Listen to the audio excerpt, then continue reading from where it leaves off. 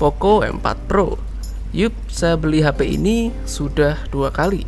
Kalau kalian pernah lihat video saya yang kemarin, saya juga pernah bahas tentang Poco M4 Pro ini yang warna kuning. Tapi kemarin saya sempat jual dan sekarang saya beli lagi guys. Tapi kali ini yang warna hitam ya. Pertanyaannya, kenapa bang beli HP ini sampai 2 kali?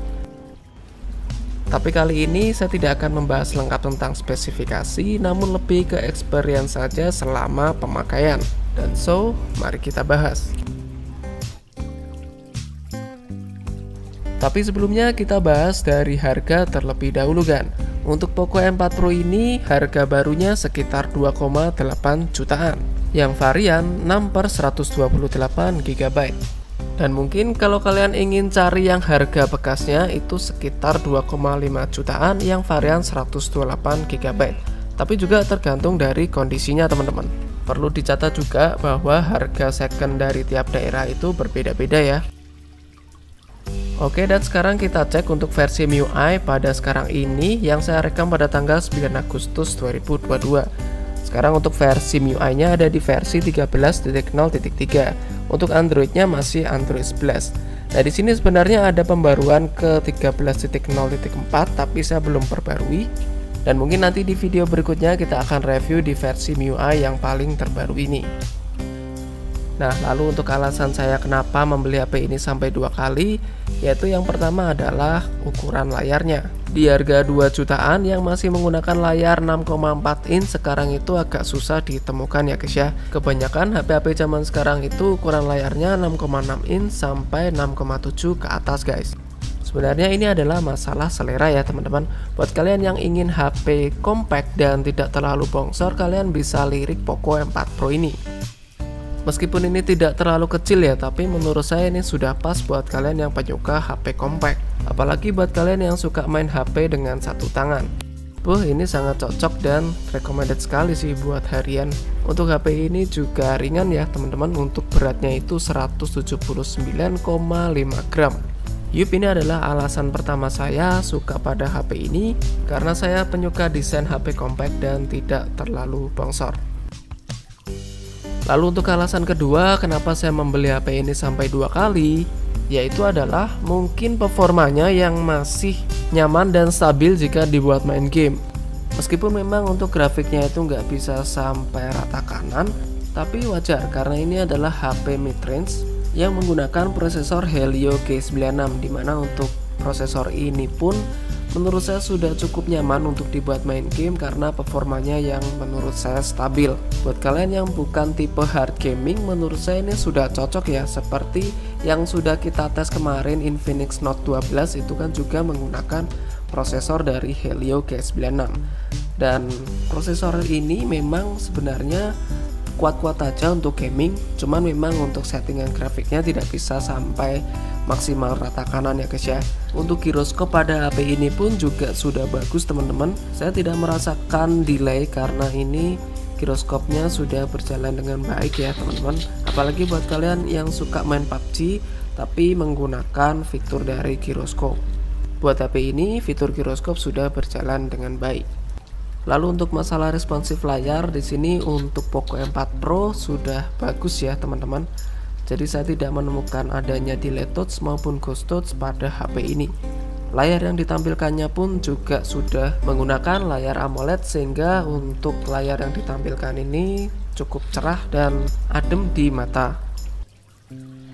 Dan untuk game kedua yang saya tes pada game Total Football ini juga masih nyaman-nyaman aja untuk dimainkan. FPS nya kalian bisa lihat masih tembus sampai 60 fps pada settingan tinggi.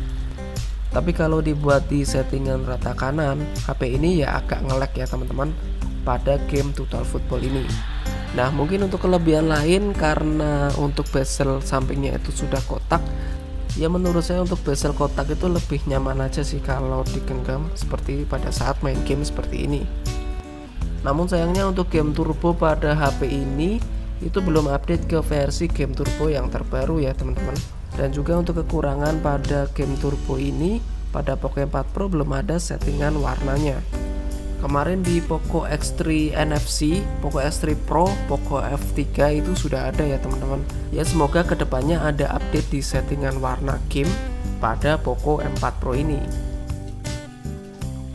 Pada alasan ketiga ini, saya masih suka pada hasil kamera pada Poco M4 Pro ini, dimana di harga 2 jutaan foto yang dihasilkan bagus, HDR-nya dapat, namun menurut saya pada keadaan tertentu shadownya itu kurang terangkat ya. Dan untuk hasil foto-fotonya kurang lebih seperti ini guys.